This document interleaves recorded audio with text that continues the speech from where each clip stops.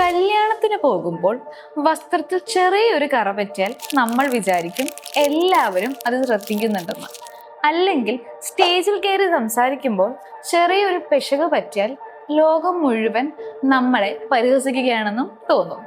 സത്യത്തിൽ എല്ലാവരും നമ്മളെ തന്നെയാണോ നോക്കുന്നത്? ഇതിനെയാണ് സ്പോട്ട്ലൈറ്റ് എഫക്റ്റ് എന്ന് വിളിക്കുന്നത്.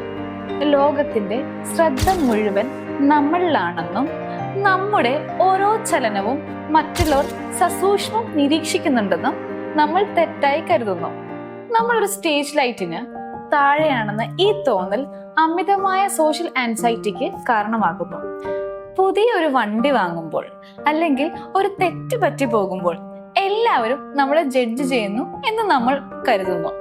എന്നാൽ സത്യം എന്തെന്നാൽ മറ്റുള്ളവർ അവരവരുടെ പ്രശ്നങ്ങളുടെ തിരക്കിലാണ്. അവർ നിങ്ങളെ ശ്രദ്ധിക്കുന്നതിനേക്കാൾ കൂടുതൽ അവർ അവരെ തന്നെയാണ് ശ്രദ്ധിക്കുന്നത്. മനുഷ്യരുടെ മുൻപിൽ ജീവിക്കുന്നതിനേക്കാൾ ദൈവത്തിന്റെ മുൻപിൽ ജീവിക്കാൻ പഠിക്കുക. മനുഷ്യരുടെ വിധിന്യായങ്ങളെ ഭയക്കാതെ ദൈവത്തിന്റെ ഇഷ്ടം മാത്രം നോക്കി ജീവിക്കുന്നവന് ഈ അമിത ഉത്കണ്ഠയിൽ നിന്ന് മോചനം ലഭിക്കും. നിങ്ങളെ സ്നേഹിക്കുന്ന ദൈവം നിങ്ങളുടെ കുറവുകളെ കറകളായല്ല, വളർച്ചയുടെ അടയാളങ്ങളായാണ് കാണുന്നത്. മറ്റുള്ളവരുടെ കണ്ണുകളിലെ ഭാവം നോക്കി ജീവിതം തളയ്ക്കരുത്. നിങ്ങൾ നിങ്ങളായിരിക്കുക.